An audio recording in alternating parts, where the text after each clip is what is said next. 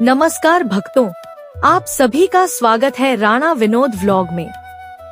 आज हम आपको सुनाने जा रहे हैं एक ऐसी दिव्य कथा जो केवल विवाह की कथा नहीं बल्कि त्याग, तपस्या, प्रेम और परम भक्ति की अमर गाथा है। यह कथा है महाशिवरात्रि पर हुए भगवान शिव और माता पार्वती के पावन विवाह की। जिस रात्रि स्वयं भगवान शिव दूल्हा बने, देवता बाराती बने, भूत प्रेत गण बारात में नाचे और स्वयं ब्रह्मा, विष्णु और नारद इस विवाह के साक्षी बने। भक्तों, इस कथा को अंत तक अवश्य सुनिए, क्योंकि कहा जाता है जो मनुष्य श्रद्धा से शिव पार्वती विवाह कथा सुनता है उसके जीवन के सारे कष्ट स्वयं महादेव हर लेते हैं। तो चलिए भक्ति भाव के साथ शुरू करते हैं यह पावन कथा। सृष्टि के आरंभ में भगवान शिव तप और वैराग्य में लीन रहते थे। वे न किसी बंधन में बंधते थे, न किसी मोह में पड़ते थे। उधर राजा दक्ष की पुत्री माता सती भगवान शिव की अनन्य भक्त थी। उन्होंने अपने पूर्व जन्म में भगवान शिव को ही अपना पति स्वीकार किया था, लेकिन राजा दक्ष भगवान शिव को डोट न स्वीकार करते थे, न सम्मान देते थे। एक बार राजा दक्ष ने एक विशाल यज्ञ का आयोजन किया। सभी देवी देवताओं को आमंत्रित किया गया, लेकिन भगवान शिव को डोट जानबूझकर नहीं बुलाया गया। माता सती यह अपमान सहन न कर सकी। वे बिना निमंत्रण यज्ञ में पहुंची। वहां राजा दक्ष ने भगवान शिव का अपमान किया। यह सुनकर माता सती का हृदय टूट गया। उन्होंने योगाग्नि से अपने शरीर का त्याग कर दिया। जब भगवान शिव को यह समाचार मिला तो उनका क्रोध संपूर्ण सृष्टि पर छा गया। उन्होंने वीरभद्र को उत्पन्न किया और यज्ञ का नाश कर दिया।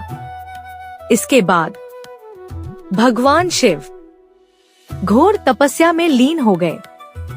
सृष्टि शून्य सी हो गई। समय बीता। सती ने माता पार्वती के रूप में राजा हिमालय और रानी मैना के घर जन्म लिया। बचपन से ही पार्वती के मन में भगवान शिव के प्रति अद्भुत आकर्षण था।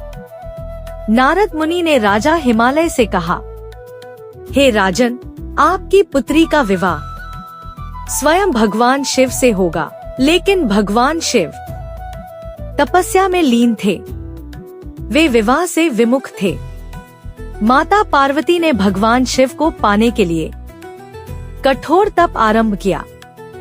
उन्होंने अन्न त्याग दिया, जल त्याग दिया, घोर व्रत किए, शीत में हिम में बैठीं, ग्रीष्म में अग्नि के बीच तप किया, वर्षा में खुले आकाश के नीचे ध्यान किया।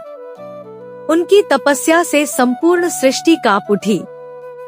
देवताओं ने भगवान शिव से प्रार्थना की, हे महादेव, यदि आप विवाह नहीं करेंगे तो सृष्टि का संतुलन टूट जाएगा। भगवान शिव एक वृद्ध ब्राह्मण का रूप धारण कर माता पार्वती के पास पहुँचे। उन्होंने कहा, पुत्री, तुम किस तपस्या में लगी हो? पार्वती बोली, मैं भगवान शिव को पति रूप में चाहती हूँ। ब्राह्मण रूपी शिव बोले, वह तो भस्मधारी है, न गृहस्थ न धनवान। तुम क्यों उन्हें चाहती हो? माता पार्वती ने उत्तर दिया, वे ही मेरे आराध्य हैं। उनके अतिरिक्त मुझे कोई नहीं चाहिए। यह सुनकर भगवान शिव प्रसन्न हो गए। उन्होंने अपना वास्तविक स्वरूप प्रकट किया। भगवान शिव ने कहा, पार्वती, तुम्हारी तपस्या से मैं प्रसन्न हूँ। मैं तुम्हें पत्नी रूप में स्वीकार करता हूँ। देवता आनंदित हो गए। हिमालय नगरी में उत्सव की तैयारी होने लगी। भगवान शिव की बारात अद्भुत थी। न कोई रथ, न कोई घोड़ा, न कोई आभूषण।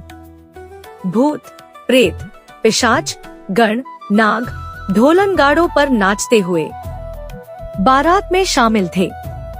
नंदी बैल आगे आगे चल रहे थे।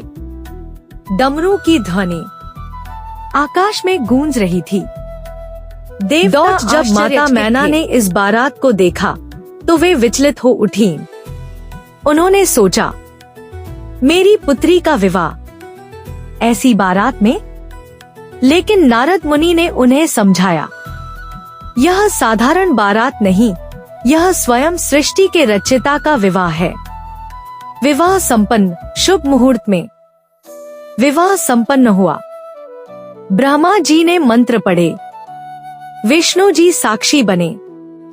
जैसे ही माता पार्वती ने भगवान शिव के गले में वरमाला डाली, संपूर्ण सृष्टि में आनंद छा गया। देवताओं ने पुष्पवर्षा की, गंधर्वों ने गायन किया। महाशिवरात्रि का महत्व। भक्तों, यही रात्रि महाशिवरात्रि कहलाती है।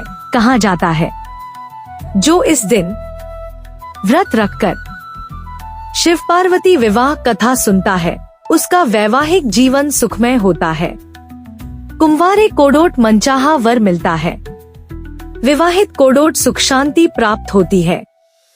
भक्तों, यहीं पर आज की यह पावन शिव पार्वती विवाह कथा अपने समापन की ओर आती है। यह कथा हमें सिखाती है कि सच्चा प्रेम तपस्या से जन्म लेता है, त्याग से मजबूत होता है और विश्वास से जीवन को पूर्ण करता है।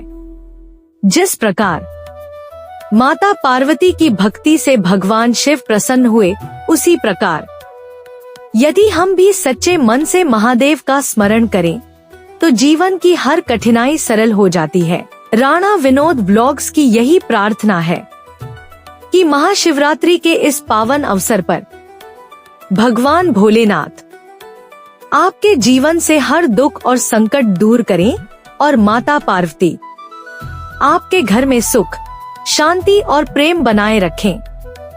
यदि आपको यह कथा अच्छी लगी हो तो वीडियो को लाइक करें, अपने परिवार और मित्रों के साथ साझा करें और ऐसी ही भक्ति कथाओं के लिए राणा विनोद ब्लॉग्स को सब्सक्राइब करना न भूलें।